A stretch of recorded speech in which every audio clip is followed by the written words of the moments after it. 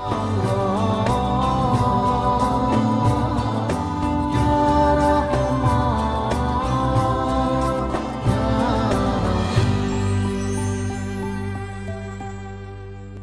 billahi minasyaitonir rajim.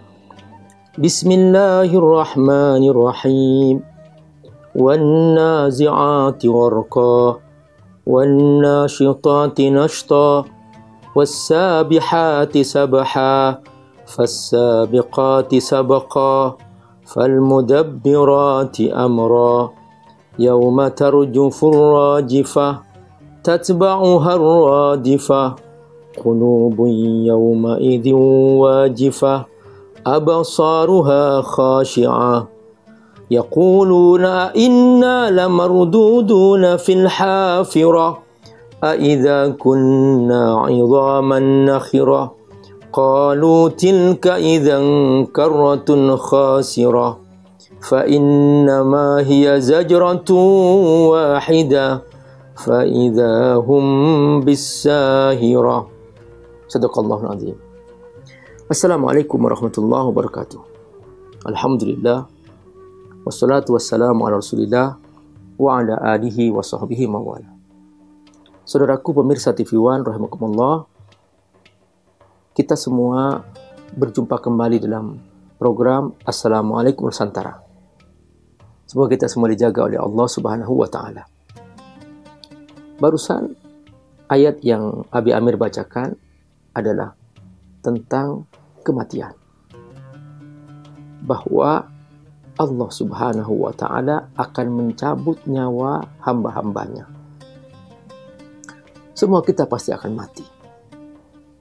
Karena Allah yang menentukan kematian ini. Semua makhluk akan berakhir.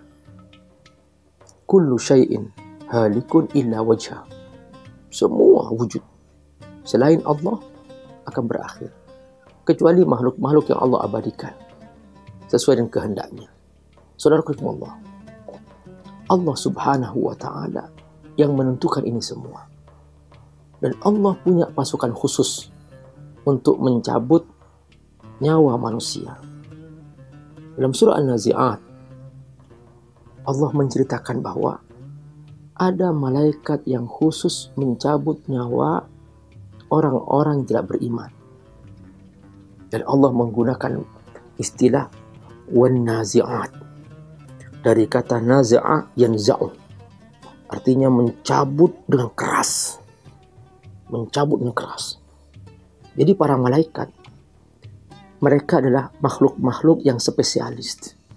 Punya tugas khusus dari Allah untuk mencabut nyawa.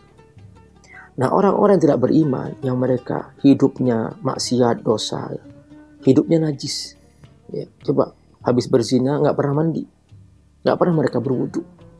Najis hidupnya. Dan penuh dengan maksiat. Gak ada pahalanya sama sekali. Setiap hari makan apa yang Allah sediakan. Minum air yang Allah sediakan. Perbuatannya bukan untuk Allah. Bayangkan coba, kalau ada seorang karyawan. Dia menikmati fasilitas kantor. Tapi perbuatannya setiap hari melawan pemilik perusahaan. Tentu kan orang seperti ini tidak tahu diri. Nah, ada orang hidup di muka bumi ini. Dia menggunakan cahaya matahari dari Allah, menggunakan air dari Allah, makan buah-buahan dari Allah, semua dari Allah. Tapi perbuatannya, ya Allah, menyedihkan. Dia melawan Allah Subhanahu wa ta'ala. Maka hatinya terpaut ke dunia. Hatinya bersama dunia. Sulit untuk pindah ke alam akhirat. Dia tidak siap pindah ke alam akhirat. Mengapa? Karena dia sudah menyatu dengan dunia. Maka ketika para malaikat berusaha untuk mencabut nyawanya, malaikat mencabut nyawanya dengan keras. Wan-nazi'ati gharqa. Perhatikan, demi para malaikat yang mencabut nyawa orang-orang yang tidak beriman, para pendosa, para pendurhaka, mereka dengan keras. Kenapa keras? Karena memang rohnya ini pengennya di dunia saja, nggak mau pindah ke akhirat. Karena dia tahu kalau pindah ke akhirat dia akan dihisab, dia akan diadab oleh Allah. Dia ketakutan. Maka dia benar-benar terus bertahan. Maka terpaksa pencabutan harus terjadi. Wan-nazi'ati gharqa. Demi para malaikat yang mencabut nyawa para pendosa, para pendurhaka dengan keras. Di situ malaikat berkata, "Ya ayyatuhan nafsul khabithah, wahai jiwa yang kotor, ukhruji ila sakhatillah, keluarlah kamu menuju kemurkaan Allah." Ya Rabb, langsung dicabut dengan keras. Begitu keluar, seluruh seantero alam semesta, seantero langit, semuanya mencium bau busuk. Dan semua melaknat. Ruh siapa ini? Laknat. Di mana-mana laknat. Karena dia hidupnya melawan Allah Subhanahu wa Ta'ala. Saudaraku rahimakumullah, alangkah sedihnya roh seperti ini tidak punya tempat. Karena memang pekerjaannya tidak pernah memuliakan Allah. Pekerjaannya tidak pernah berterima kasih kepada Allah. Perbuatannya hanya menggerogoti nikmat Allah, tapi untuk berbuat dosa yang lain. Maka sungguh murka Allah tak terhingga kepadanya. Dan semua malaikat Allah melaknatnya. Wan-nazi'ati gharqa. Malaikat ini benar-benar murka dan marah. Kenapa sih kok ada makhluk seperti ini? Gak tahu diri, diberi akal, tidak digunakan untuk berterima kasih kepada Allah SWT. Kebalikannya, ada kematian lain lagi. Kematian seorang yang beriman kepada Allah. Setiap hari berwudu, mencuci dosa-dosanya. Dosa mata dibersihkan, dosa hidung dibersihkan, dosa mulut dibersihkan dengan air wudu. Dosa tangan dibersihkan, Masya Allah, cerah ceria. Merasa indah sholat, indah sujud, indah membaca Quran, indah membaca Al-Quran. Allahu Akbar. Nggak pernah bosan dia menikmati firman Allah Subhanahu wa Ta'ala sebagai hidangan yang Allah turunkan dari langit. Hiburannya hanya membaca Quran. Dulu para sahabat, mereka generasi contoh terbaik yang selalu hidup bersama Quran. Mereka tidak pernah punya referensi yang lain. Hiburannya mereka hanya membuka Quran, mengulang-ulang baca Quran. Sampai-sampai diceritakan bahwa yusma' min buyutihim sautun kadawin nahar. Terdengar di rumah-rumah mereka suara mendengung orang-orang membaca Quran. Masya Allah. Air mata menetes karena bertobat kepada Allah SWT. Sujud tak pernah bosan, gak pernah berhenti. Puasa Ramadan, menahan dari nafsu. Jangan sampai nafsu memimpin dirinya. Justru dia mengendalikan nafsunya. Masya Allah. Nah, inilah jiwa yang beriman. Jiwa yang beriman, ketika dicabut nyawanya, dia ringan sekali. Karena dia merindu Allah Subhanahu wa Ta'ala. Dia rindu ingin ketemu Allah. Dia rindu ingin bersama Allah. Dia rindu ingin masuk surganya Allah Subhanahu wa Ta'ala. Dia telah membangun rumah di surga dengan solat-solatnya. Nabi bersabda, "Inna bil yaum isnatay asyrakah." Sesungguhnya setiap hari ada 12 rakaat. Man shalla bil yaum isnatay asyrakah tatawu'an faqad bana baitan fil jannah.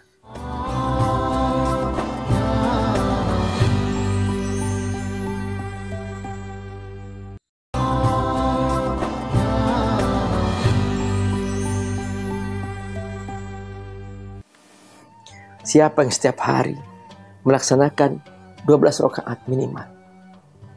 2 rakaat sebelum zuhur, 2 rakaat setelah zuhur, 2 rakaat setelah asar, 2 rakaat setelah maghrib, 2 rakaat setelah isya, 2 rakaat sebelum subuh.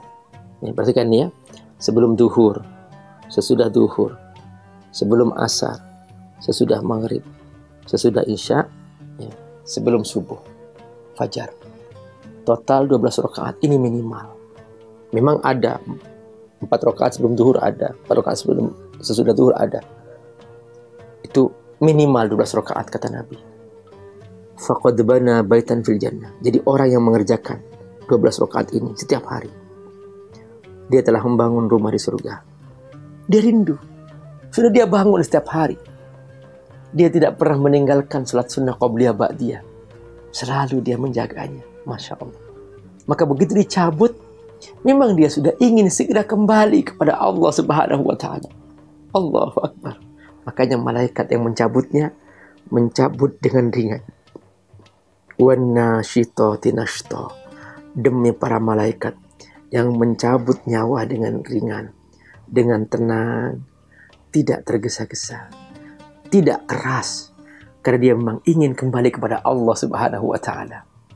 Begitu dicabut, ya Allah, tercium harum di seantero alam semesta, di seantero langit, harum sekali. Masya Allah, harum sekali. Ini dia saudaraku rahimakumullah. Betapa indahnya orang seperti ini. Hidupnya penuh dengan keberkahan. Maka ketika dicabut nyawanya, dia tenang. Karena dia memang sudah siap untuk mati. Allahu Akbar. Saudarakumullah. Allah menceritakan ini dalam Al-Quran. Kullu nafsin dha'iqatul maut. Semua kita pasti akan mati. Dan kita semua diingatkan selalu untuk kematian ini. Makanya kita diajarkan agar kita selalu ziarah kubur. Apa kata Nabi? Kuntu nahaitukum an ziyaratil kubur. Ala fazuruha fa innaha tudzakirukum bil akhirah. Aku dulunya melarang kalian untuk ziarah kubur karena dulu dikhawatirkan, karena iman para sahabat masih di awal-awal, takut nanti dianggap kuburan keramat lalu minta-minta kuburan. Enggak. Nabi setelah itu, setelah melihat sahabat sudah kuat imannya, sudah paham tentang akidah, tentang iman, kata Nabi, silahkan kamu ziarah kubur. Fa innaha tudzakirukum fil akhirah. Tudzakirukum bil akhirah. Dia mengingatkan kamu kepada akhirat. Dengan ziarah kubur, ingat akhirat. Assalamualaikum ya ahli diyar minal mu'minin wal mu'minat wa inna insyaallah bikum lahiqun. Assalamualaikum wahai ahli kubur. Aku akan menyusul kamu. Aku akan menyusul kamu. Ini pemandangan yang mengingatkan kita sehingga tidak terlena dengan dunia. Sehingga kita tidak menjadikan dunia sebagai tujuan. Begitulah kita diingat tentang kematian. Makanya dulu Umar bin Khattab radhiyallahu anhu, dia mengatakan, kafal mautu wa'idhan. Cukuplah kematian sebagai pengingat. Cukuplah kematian sebagai pengingat. Saudarakumullah, bagaimana caranya supaya kita husnul khotimah? Pertama, jadikan hidup kita ibadah. Iyyaka na'budu wa iyyaka nasta'in. Semua ibadah. Orang yang menjadikan hidupnya ibadah, pasti dia tidak akan berbuat dosa. Ketika dia bekerja di kantor, dia tidak akan mengambil yang haram. Pandangannya tidak akan dipandangkan kepada wanita yang bukan mahram. Pandangannya tidak akan digunakan untuk melihat yang Allah haramkan. Karena hidupnya untuk ibadah. Tangannya tidak akan digunakan untuk menyentuh, menulis hal-hal yang Allah haramkan. Ibadah. Kakinya tidak akan digunakan untuk melangkah ke tempat-tempat dosa. Ibadah. Maka ikrar yang diucapkan, iyyaka na'budu wa iyyaka nasta'in, menjadi penguat dirinya untuk selalu konsisten beribadah kepada Allah Subhanahu wa ta'ala. Ini cara istiqamah.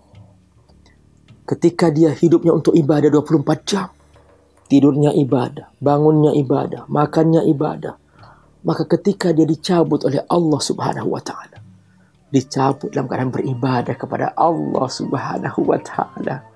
Karena semua hidupnya ibadah, maka tidak ada yang sia-sia dalam hidupnya.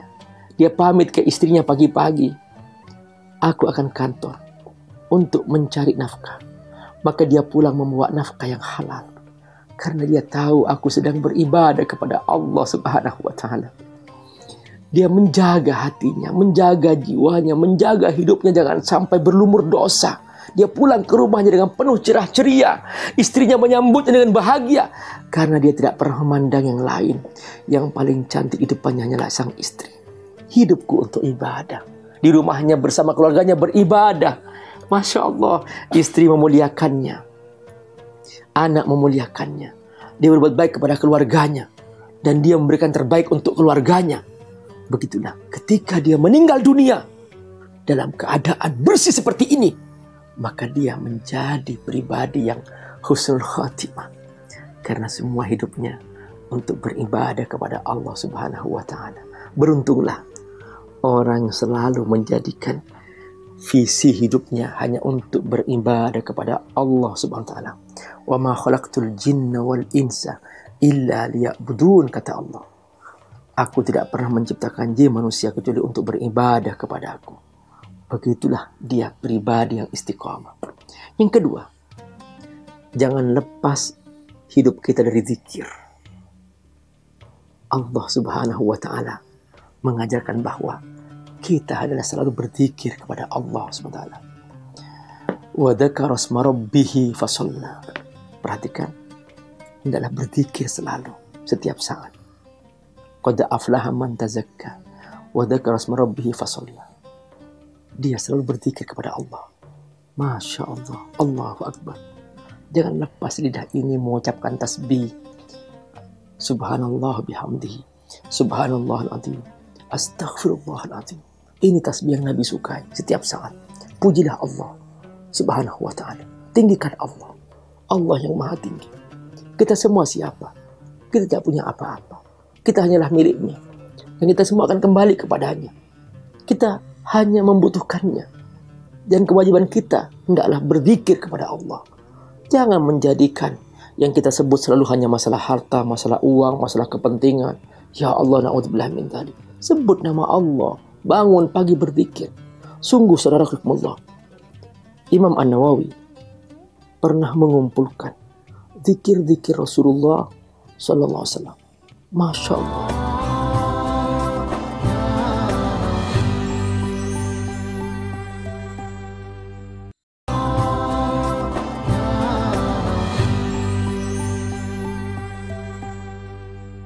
Zikir Nabi begitu banyak.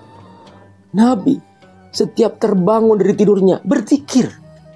Makanya Nabi bersabda, man ta'arrah bil-lail. Siapa yang terbangun di malam hari. Tsumma qala, lalu beliau berkata, la ilaha illallah wahdahu la syarikalah. Lahul mulku wa lahul hamdu wa huwa ala kulli syai'in qadir. Allahumma ighfirli. Ya Allah, ampuni aku. Ghafarallahu lahu. Allah mengampuni dosa-dosanya. Terbangun berzikir. Bangun tidur berzikir. Alhamdulillahilladzi ahyana ba'dama amatana wa ilaihin nusyur. Masya Allah. Mau tidur berzikir. Bismika Allahumma ahya bismika amut. Mau masuk toilet berzikir. Allahumma inni a'udzubika min khubuthi wal khaba'ith. Keluar dari toilet berzikir lagi. Alhamdulillahilladzi adhaba 'anni al-adza wa 'afani. Hidupnya berzikir. Masya Allah. Makanya Nabi ketika keluar dari toilet, Nabi minta ampun kepada Allah. Ghufranak. Alhamdulillahilladzi adzaba 'anil adza wa 'afan. Sempat para ulama hadis mereka mencari makna. Kenapa kok Nabi minta ampun kepada Allah pada saat keluar dari toilet? Ternyata setelah mereka meneliti semua buku hadis, semua zikir Nabi, ternyata mereka menemukan bahwa maka Rasulullah sallallahu alaihi wasallam yatruku dzikrullah wala lahadha illa wa huwa fil hammam fakariha ala nafsihi ayadhkurullah fi fastaghfarallah inda khuruj minal hammam. Masya Allah, Nabi tidak pernah meninggalkan zikir satu detik pun kecuali ketika di toilet. Dia merasa makruh, takut dianggap dosa oleh Allah. Di toilet tempat kotor berzikir, Nabi berhenti berzikir. Keluar langsung, ghufranak, ampuni aku ya Allah, ampuni aku ya Allah. Subhanallah. Saudaraku rahimakumullah. Itulah Rasulullah sallallahu alaihi wasallam, hidupnya berzikir.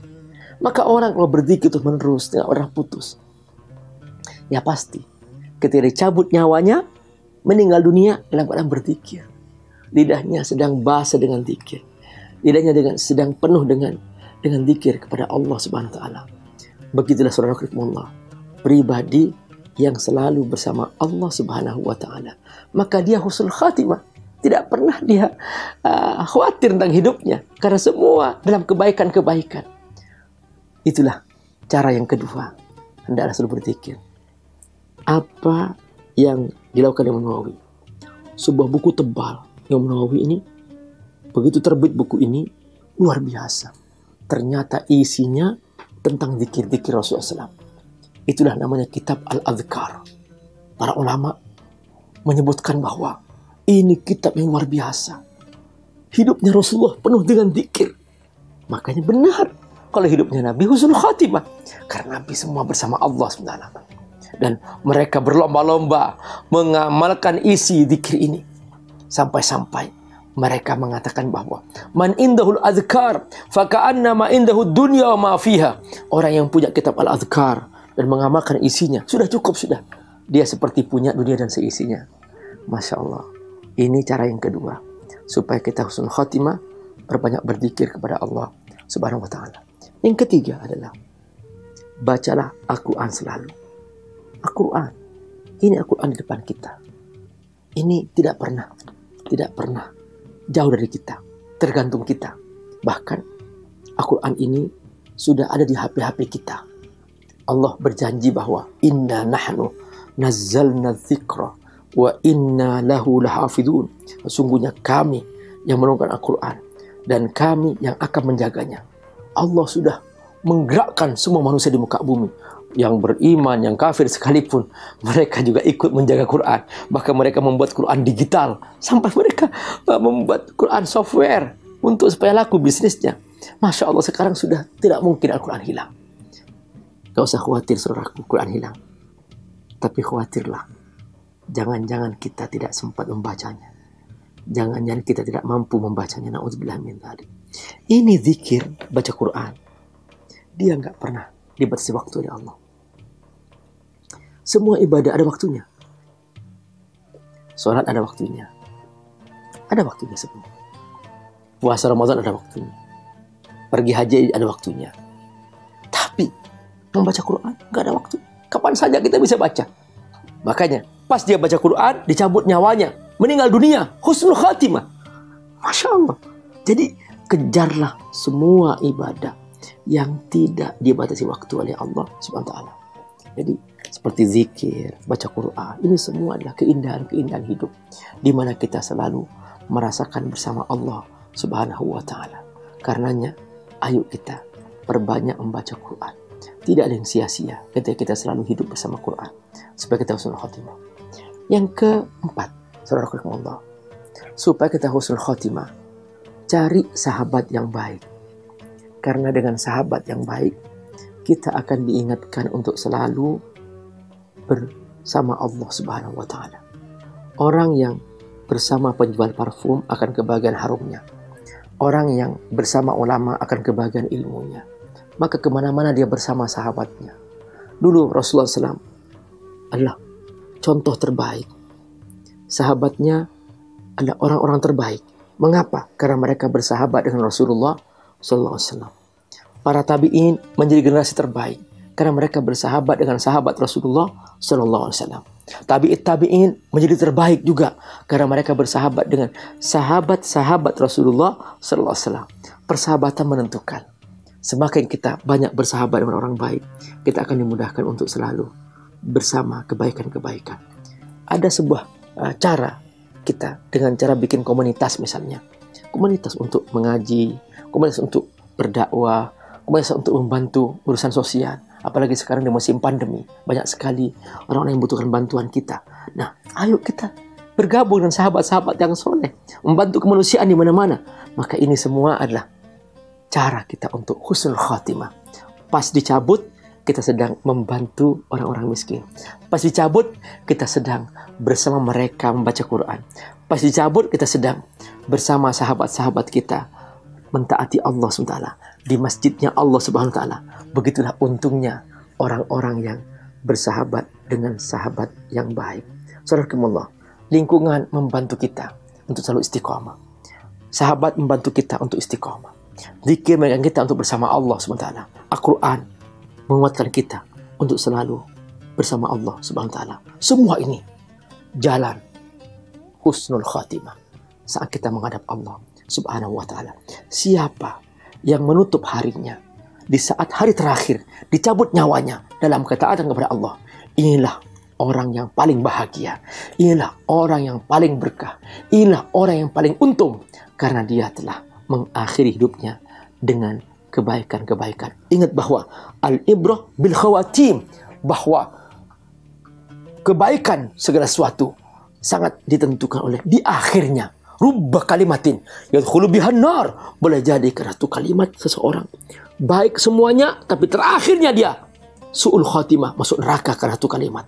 Makanya hati-hati dengan sebuah kalimat yang kita laksanakan, yang kita ucapkan. Rubba kalimatin yadkhulu bihal jannah, boleh jadi juga satu kalimat membuat kita masuk surga. Jadikan akhir kita saat kita diambil oleh Allah, kita dalam keadaan kebaikan, dalam keadaan ketaatan, sehingga kita menjadi hamba Allah yang hakiki. Saudara-Allah, itulah dia hakikat kematian yang harus kita songsong sebagai jalan hidup kita menuju Allah Subhanahu wa ta'ala. Jangan sampai di akhir hidup kita ternyata na'udzubillah min dzalik adalah su'ul khatimah. Na'udzubillah min dzalik. Ayo kita jaga akhir hidup kita dengan amal soleh yang terus menerus, sehingga pas kita kembali kepada Allah dalam kebaikan. Wallahul muwaffiq ila aqwamit thoriq. Wassalamualaikum warahmatullahi wabarakatuh.